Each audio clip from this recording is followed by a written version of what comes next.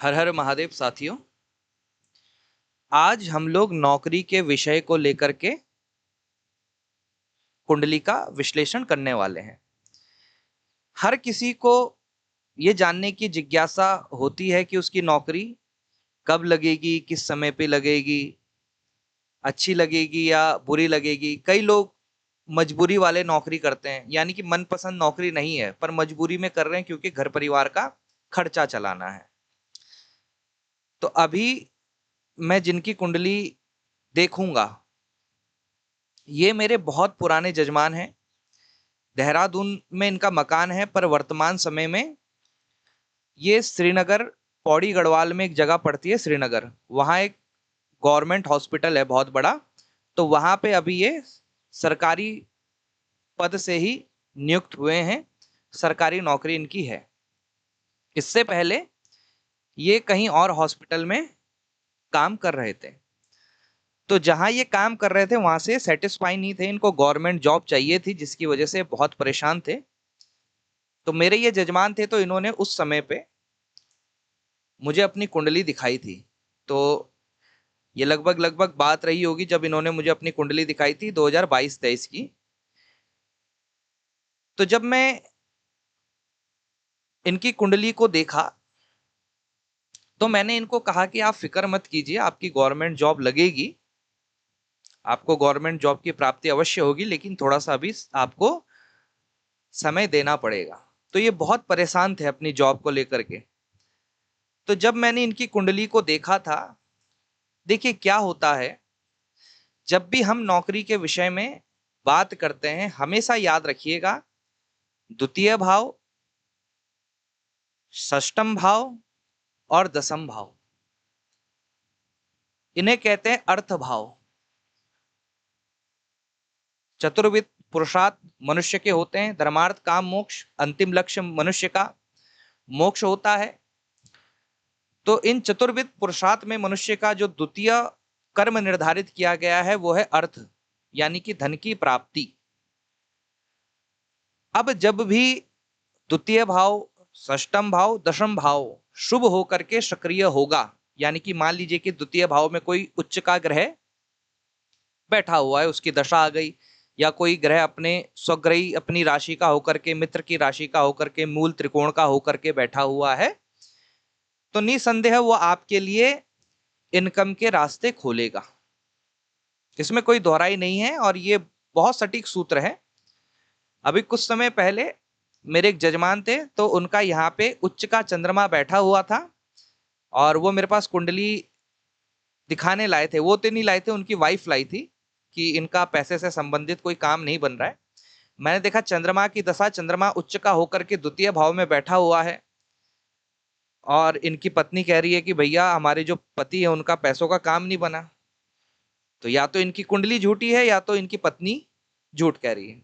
तो उनके हस्बैंड भी वहीं पे थे। तो मैंने उनसे पूछा, मैंने कहा ज्योतिषीय दृष्टिकोण से तो आपका कोई ना कोई कार्य यहाँ पे बनना चाहिए, पैसों से संबंधित कोई ना कोई कार्य आपका अवसर बना होगा। तो उन्होंने इस बात को स्वीकार किया कि हाँ मेरा बना था, एक्चुअल में मैंने अपनी पत्नी को बताया नहीं था। तो देखिए ज्योतिषीय दृष्टिकोण से जो भी योग आपकी कुंडली में बनेगा वो आपको फलित होगा।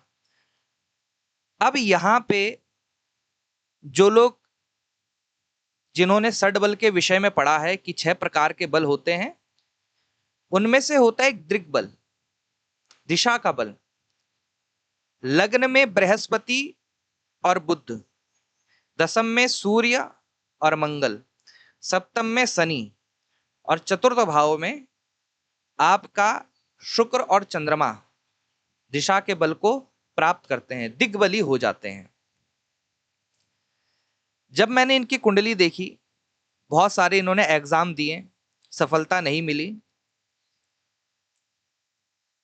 क्यों? क्योंकि षष्टम भाव और नवम भाव के स्वामी अब बृहस्पति यहां पे भाग्येश हो गए हैं, तो बुरा तो फल कम करेंगे क्योंकि त्रिकोणेश बन गए हैं, लेकिन बृहस्पति जो है यहाँ पे अस्त हो गए हैं। अब वो भी कहां, शत्रु की राशि में जाकर के। हमेशा ध्यान रखिएगा, हमेशा ध्यान रखिएगा, अगर बृहस्पति यहाँ पे अस्त ना भी होते तो भी उतने कारीगर नहीं होते, क्योंकि जो भी ग्रह, कोई भी ग्रह मजबूती से तभी फल दे पाता है जब उसके स्वामी भी, यानी कि वो जिस राशि में बैठा है, जैसे बृहस्पति है यहाँ पे बैठे हुए हैं मिथुन राशि में, बुध की राशि में, अब बुध अस्त हो गया तो ये इतने कारीगर नहीं हो पाएंगे। अब भाग्येश की दशा चल रही है, भाग्येश अस्त हो गया है, अस्त होने के साथ साथ ही साथ जो है शनि से भी दृष्ट है, जो कि विलंब को दर्शाता है। इसीलिए गुरु की दशा बहुत अधिक से समय से चलने के पश्चात भी, सूर्य के पीड़ित होने के कारण भी इनका नौकरी का योग नहीं बन पाया। फिर जब मैंने इनकी कुंडली देखी तो अब आप लोग ध्यान दीजिएगा कि इनकी कुंडली में 2024 में 9 जुलाई 2024 के बाद मंगल आने वाला था, जो कि तकरीबन 11 महीने के लगभग उसकी अंतर्दशा रहने वाली थी। मैंने इनको कहा कि जैसे ही मंगल आपका आएगा, मंगल के आते ही तुरंत आपकी नौकरी लग जाएगी। क्यों? एक तो मंगल यहाँ पे अपने ही घर में बैठा हुआ है, स्वराशि में बैठा हुआ है, केंद्र में होने के कारण रोचक योग यहाँ पे बन रहा है। दूसरी चीज कि मंगल को दिशा बल भी प्राप्त है, तो मंगल यहाँ पे बली हुए। जैसे ही मंगल आएगा, मंगल के बली होने के कारण और आजीविका के भाव से जुड़े होने के कारण जिस कार्य को बृहस्पति की महादशा नहीं कर पाई, सूर्य की अंतर्दशा नहीं कर पाई, वो कार्य मंगल कर देगा। अब यहां पे मंगल अपने ही घर में बैठा हुआ है, तो वो राशि का स्वामी भी खुद हो गया। और सबसे महत्वपूर्ण बात साथियों, हमेशा ध्यान रखिएगा कि कर्क लग्न की कुंडली में अगर मंगल शुभ हो तो वो आपको राजा बना देगा, क्योंकि ये पूर्ण राजयोग कारक होता है। जब भी किसी ग्रह की एक राशि त्रिकोण में हो और दूसरी राशि केंद्र में आ जाए, तो वो जो ग्रह होता है वो पूर्ण राजयोगकारी ग्रह होता है। इसे त्रिकोण और केंद्र का संबंध भी कहते हैं। केंद्र त्रिकोण राजयोग एक विषय है, तो वहां पे बृहद रूप से इसकी चर्चा की गई है कि जब भी केंद्र और त्रिकोण का संबंध बने और वो शुभ हो, तो आपको उसका बहुत अच्छा फल देखने को मिलता है। तो मंगल इनकी कुंडली में इतना पावरफुल है, इतना शक्तिशाली है कि अब चाहे भाग्येश अस्त हो, लग्नेश अष्टम में बैठे,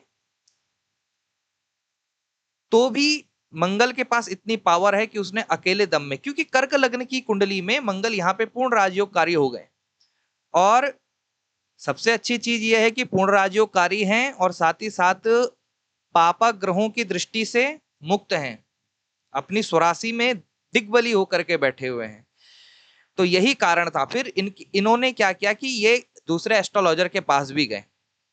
एक हमारे देहरादून के ही बहुत नामी एस्ट्रोलॉजर थे, उनके पास भी ये गए, तो उन्होंने इनको जो है मंगल का रत्न सजेस्ट किया, और काफी महंगा वो रत्न बेच रहे थे।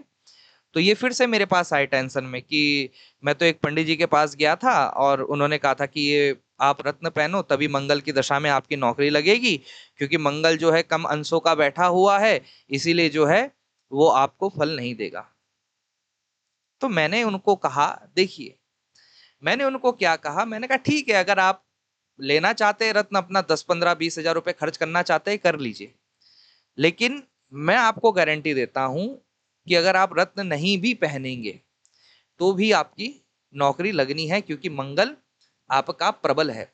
अगर इसे दिशा बल प्राप्त नहीं होता तो मैं कहता, आपने एक कहावत सुनी होगी कि अपने घर में तो हर कोई शेर होता है, चाहे वो कैसा भी हो, है ना। अपने घर में बैठा कोई ग्रह और उसे षड्बल में एक बल प्राप्त हो जाए तो फिर अब उसे क्या चाहिए। अब उसकी अवस्था कोई भी हो, वो इतने ज्यादा निर्भर नहीं करती। अब इतनी भी छोटी अवस्था नहीं है, क्योंकि 5 अंश तो पार कर ही गया है। तो मैंने इनको ये सजेस्ट किया था कि अगर आप नहीं भी पहनेंगे तो भी आपकी नौकरी लगनी ही लगनी है। जैसे ही इन पे मंगल की दशा आई, क्योंकि मंगल चर राशि में बैठा हुआ है, चर राशि में बैठा ग्रह तुरंत फल देता है, विलंब नहीं करता। तो जैसे ही मंगल की दशा आई, मंगल की दशा आते ही जो है इनकी 2025 में शुरुआत में ही दिसंबर में, नवंबर दिसंबर के लगभग इनका कुछ क्लियर हुआ था और शुरुआत में ही इनकी नौकरी लग गई थी। और ये अभी वर्तमान में पौड़ी गढ़वाल में, श्रीनगर एक बहुत फेमस जगह है। अगर आप लोग बद्रीनाथ, केदारनाथ या पंच केदार की यात्रा अगर आप लोग करते हैं तो श्रीनगर से होके ही जाना पड़ता है। तो बहुत बड़ा मार्केट है। तो वहाँ बेस अस्पताल है सरकारी, गवर्नमेंट, और बहुत बड़ा अस्पताल है। तो वहां पे अभी इनकी नौकरी लगी हुई है। इस तरीके से दोस्तों, जब भी द्वितीय भाव, जब भी षष्टम भाव, जब भी दशम भाव में बैठे बली शुभ ग्रहों की दृष्टि, दृष्टि नहीं, दशा आती है, तो वो आजीविका के आयाम आपके लिए खोलती है, वो पैसों का मार्ग आपके लिए खोलती है, वो नौकरी को अच्छा करती है। तो इस तरीके से हमें ये सारी चीजें देखनी चाहिए। आशा करता हूं कि आपको ये वीडियो पसंद आई होगी, और आपकी जो भी प्रतिक्रिया हो आप कमेंट बॉक्स में दे सकते हैं। हर हर महादेव।